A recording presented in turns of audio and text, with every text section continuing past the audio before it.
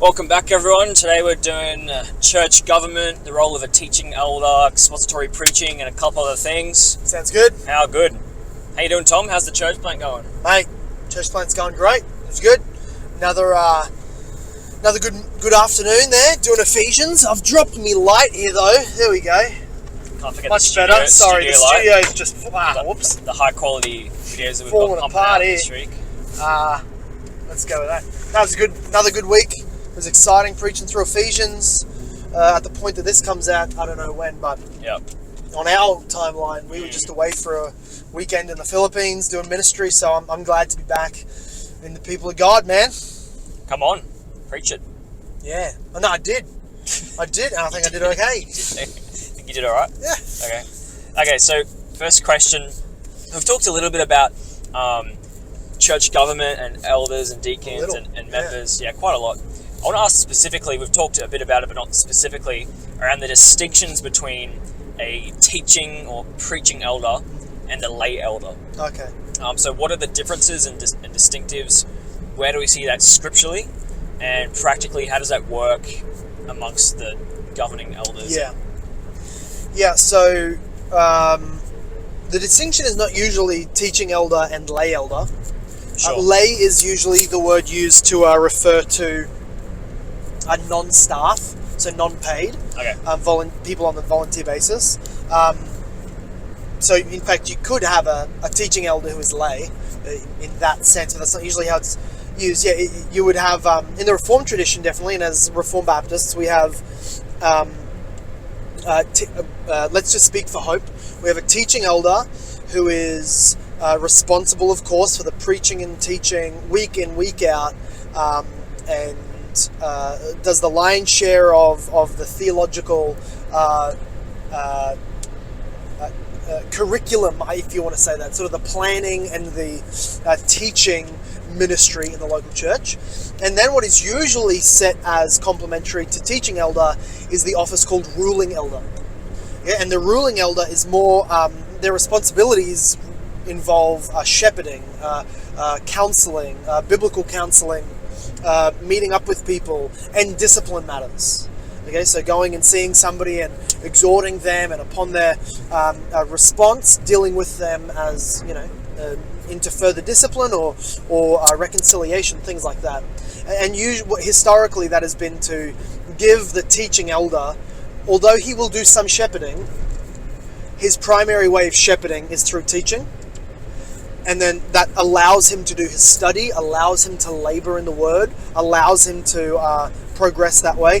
And then the ruling elders, they will do some teaching. Of course, you can't counsel or disciple or help manage crisis or do discipline without exhorting from the text, right? That is an element of teaching. Yep. But their main way of shepherding is through ruling and ordering and shepherding in that way. Usually, the teaching elder in more modern days is called the pastor, the guy on staff, the main preacher, the pastor. Yep. That's a fair way of speaking about it, not at all problematic. Calvin actually sort of had three elements of 3 degrees of elders. He would have ruling elders who shepherded, did discipline, and looked after people. Then he had sacrament elders or teaching elders, we might want to call them, and they did things like administer the sacraments and deal with more weighty issues. And then you had the pastor, who was the teacher. That's the position that Calvin sort of saw himself as holding, which was an elder over the other elders, the doctor, sometimes he would refer to them as the doctor of the church, the guy whose full-time job is studying, teaching other elders, keeping the theological teaching of the church up to par, doing much of the teaching. And then the teaching elders would be allowed to fill in and preach, but would also be doing a lot of other teaching, but mainly and then it was the ruling elders who didn't do much of that. So there's different ways to palm it out, but I think that the most biblical form is to have elders who are each equals in terms of how they vote. Their constitutional power and authority is equal, but then have one person who is set aside to leading the church through the teaching ministry. So that would be called the teaching elder. And just as in I mean, ruling elders, we're told in 1 Timothy, must be able to teach. Yeah. Right. Obviously, that's a requirement. So they need to be able to fill in, like my guys do when I'm away. But yeah, the lion's share of the preaching should definitely be done by the teaching elder who carries most of that responsibility, and carries and implements the vision of the church through the preaching. Right. You asked, how is that biblical? I think that is assumed in. And definitely comes across implicitly in the way that Paul talks to Timothy in 1 Timothy 5. He says, elders are worthy of double honor, so don't mistreat them. Yeah. Especially those who labor in the Word of God. Okay. Right, so there's categories for him. Like some people would want to say, all elders should be doing equal teaching. Well, no, I don't. Paul doesn't even see that. Paul sees that there really is a category of people in the Ephesian church who are the elders who do the preaching. What does that mean? That the other elders do no preaching? No, because they need to be able to teach. But in his mind, there is the category of the elders who do all the preaching. Yep. That would be like Paul himself when he was in Antioch. Before he was sent out as a missionary, he was a teacher of the mysteries of God. He was a teacher in the local church of Antioch, him and Barnabas, given over to that ministry. That would be Timothy. That would be Paul in other elements of his apostolic missionary ministry. That would be myself. Guys like Charles Spurgeon, John Calvin. That's the position, is to be the main person preaching and teaching, which does free up other people for the shepherding and the counseling and the discipline and all those sort of matters of the church. Yep. Is that sort of like similar to where Paul makes the fourfold ministry in Ephesians 4 with the different classes of elders? Well, no, so that's the interesting thing about Ephesians 4, is that he doesn't actually list the officers of the church. Yeah. Well, the officers, the ongoing officers of the local church. He doesn't say elders and deacons. He doesn't even mention elders. He just talks about the foundation layers, which are the apostles and the prophets. Talks about the go-get-em, the evangelists, those who go out. And he spoke about and the pastors and teachers who all function in their different ways. Apostles, prophets, evangelists, teaching, pastors, all function in their own way to build up the body of Christ. But of course, where do the elders sit? They sit in that category of teaching pastor, or pastor/teacher, pastor-teacher. That in the Greek, that seems to be one phrase, one name, one double word title, yeah, which is pastor teacher. So that's where that's where a teaching elder would see himself as sitting. But of course, people don't need to search out and gain for themselves a strict black and white who in the eldership does the preaching and who does the shepherding, and never the twain shall meet. It's not quite like that. Even that, it is somewhat ambiguous, as Paul says, the teaching pastors or the pastor teachers. You go, well, why doesn't he say elder? That might bother some people. Kind of bothered me, like we've got an office for it. You know that you establish elders in every place that you go. Why don't you call it that? But of course, because he's describing the job of elders. He's describing what they do, not just what we call them. Yep. And by doing that, it's actually quite helpful. You might, whoa, studio breaking the stars falling from heaven. Who clipped on? Who clipped it on? Man, this is me. I'm not. Yeah. I'm no handy. See, I'm no handyman. Who trusted me with it? That's the question. Yeah. He describes the work that they do, which is very helpful. Yeah. Is this something that's distinctive of Reformed Baptists, or is this in other traditions as well? So what you'll find in Reformed Baptist is a tighter. We only have two offices in the church: deacon, elder. Yeah. Among the eldership, we have different functions, primarily, teachers, ruling elders, but they are not different offices. And just because I'm the teaching elder, of course, I lead through vision, I lead with my preaching, I sort of set the direction for the church under the Word of God. Set the vibe. Set the vibe. Thank you. That's what I was looking for. That's why you're here. But yeah, definitely don't have a different office that I need to be voted in additionally to, or that carries more constitutional weight. In the sense, if the elders have a vote, teaching elder and ruling elders all get one vote. I don't get three just because I'm teaching elder. That's Reformed Baptist, yes. It's Baptist. What is more Presbyterian is to have usually elders, ruling elders and teaching elders, but then have the presbytery, which is a group of men who are selected from different elders' councils, usually teaching elders, but not always, if I remember correctly, taken from different councils of elders from different churches, and they come together to form sort of the overseeing bishopric, or the presbytery, they call it, which preside over multiple churches in a given area. That's Presbyterian. That's one of the things that define us as Baptists, is we don't believe in any office higher than higher than the elders. There's nothing outside of this local body that we call the local church. There's nothing outside of it that has constitutional authority over it.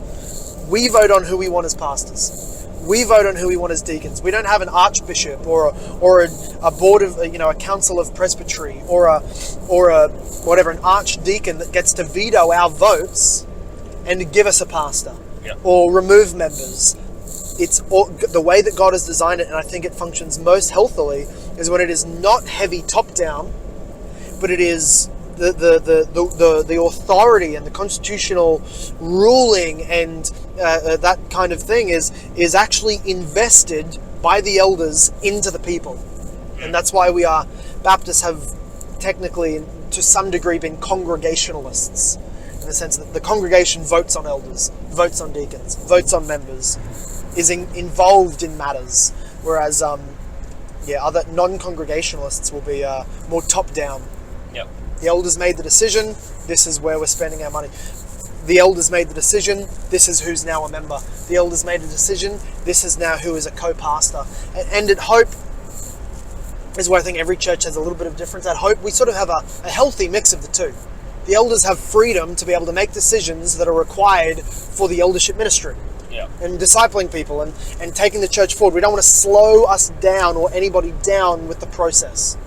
And yet we have congregational in the sense that the members vote on who will shepherd them, who will, largely where the money goes, and who will be our deacons and who will be acknowledged as elders in our midst. Sweet.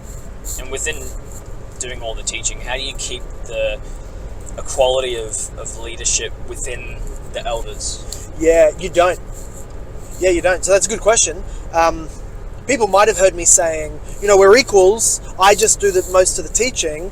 And they might hear me trying to say, and we lead equally. And we don't. Even though we have equal votes when it comes to it in an elders council, the teacher does have the church follows the pulpit. As the pulpit goes, so goes the church. Any wise elder knows that if the teaching elder starts going awry and isn't able to be brought in by the elders, then he's going to take the church down a very dangerous road. It's a dangerous reality, leadership, but it goes hand in hand with teaching. We're told, Jesus said himself, each person, each student, when he is grown, will be like his master. Teachers form disciples, not just students. But of course, the way that is the way that God has set it up, is that he who is the shepherd preaching the word is shaping how we as a family and a congregation and an army is thinking about the world, our mission, our God, the gospel. And so I do have as a teaching elder, any teaching elder does have the lion's share of the leadership, in like a captain in a boat. However, so the other elders do not have an equality of leadership. They have an accountability for the elder. So if the teaching elder is maybe overstepping things, you want the elders to be able to have the guts and the spine to pull him in and tell him what they think, and the teaching elder needs to have the freedom and the guts to be able to say, here's where I think you're wrong, here's why this was done out of conviction, not a reaction. And you need healthy, manly iron sharpening iron as you go. Yep. And now that's not to say that the other elders don't lead. They absolutely do, but their leadership is done more covertly through the shepherding, through the lower tier teaching and counseling. And so it's still an extremely valid and important way to lead. Yep. But it is true that he who teaches carries most of the leadership. He sets the vision, and what is a huge blessing is, like with us, with Vic and Keith, is supporting men who we'll ask questions, we'll check motives, we'll double check and assess things according to their biblical merit. But when they see that that is a God-given biblical sort of vision and direction, they are all behind it. They are supportive, and they mobilize people to themselves and people to sort of see that vision realized. Yeah. As a teaching elder who's convicted and has certain theological distinctives, even some of them different from the elders. Yeah. How do you go about, like from the pulpit, you're teaching through a text and you come up to your favorite text on a certain tertiary issue? Yep. How would you go about teaching and preaching those tertiary issues within the church? Yeah, well, I like that you said tertiary, because primary doctrines, the doctrines of the gospel and those relative doctrines, need to be preached loudly, strongly, frequently. Secondary doctrines, you can have unity with people of other churches that you don't share secondary doctrine, but in a church, most of your secondary doctrines should be pretty unified. Like, we're a Baptist church, we're not a Baptist Presbyterian church, we're a Baptist church. Yeah. We're a Reformed church, not a Reformed Arminian. Right? So on those secondary issues, those things, secondary is still very important to have unity around, but for the function of a church. I know you're going to heaven, but if you can't do communion or baptism or teaching or discipleship with me, then we can't be co-elders, you know what I mean? It comes down to the functionality of it. Tertiary issues, however, might be things like differences about the particulars of eschatology, differences about the particulars of church polity, differences about the particulars of maybe even like the Sabbath. Is Sunday the Lord's Day, or is it the Christian Sabbath? Some people might not even realize that that's a different thing, but they're different opinions. How much of the Old Covenant is still applicable for today or yet to be fulfilled, things like that. Yep. I would not put gender roles in tertiary. I would put gender roles in secondary, because they affect how a church functions, and they are very important and actually extremely practical for all of life. So that's definitely secondary. But yeah, so tertiary issues, chuck in whatever pet doctrine that you love to talk about. I mostly, on tertiary stuff, as the teaching elder, I mostly assert the freedom to teach a text exactly the way I see it, and really only bring up differences if I think it's going to be helpful for the like we said in Paul, Acts 20, I did not shrink from teaching you anything that is profitable. It's always forefront for me. So I don't just want to introduce the debate for the sake of having a laugh or making myself feel smarter or to set up a straw man and knock them down. Yep. I'm instead I tell people what I think is profitable. Is it helpful for them to be aware of this controversy? Yeah, it's baptism. They should be aware of other people's views. Is it helpful to make them aware of on a tertiary issue, like other preachers, other pastors or theologians see this text differently? Well, maybe. Here's how I think about it. People can do it differently, but I'll preach what I see because I've been voted in as the teaching elder.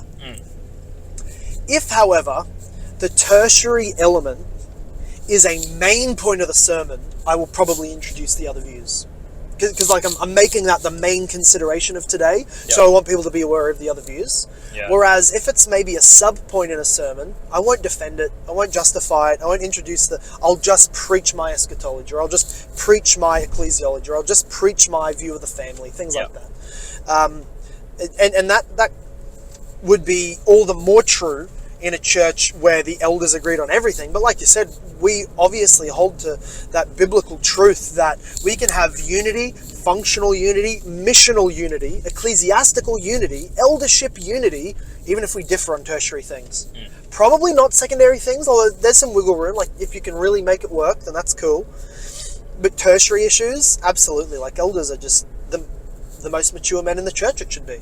If anybody should be able to join arms for the sake of the local church, despite their differences on tertiary doctrines, even if they think they're very important tertiary doctrines, then if they can't, then nobody else should be expected to. But our church, for example, has that as a very great example in our elders. Whatever difference we might have, they're voiced. We know what each other believes, but we are respectful. And I would say even more so, the table is not equal at that point. They are more respectful than I am because they frequently, here we go, falling apart. because they frequently have to sit through my sermon where I'm teaching against their beliefs. They never have to sit. I never have to sit through a sermon where they're teaching against what I believe, because that's not a healthy way to lead a church. So, yeah, I think the health of a local church largely, almost entirely, depends on the health of its leaders and its leadership structure. A lot of people find that a little bit imbalanced, but it is true. The health of the church is mostly and largely determined by the health of its leaders and the leadership structure, and having teaching elder set apart for the work, and have ruling elders that support him, implement his vision, and do the lion's share of the shepherding is just a God-given and I think biblical way of doing ministry. Nice. There you go. Rad. That'll conclude this week's Carpool Q&A video. See you all next week for another round of Q&A. More questions, more answers. That's gold. That's got to be a tagline.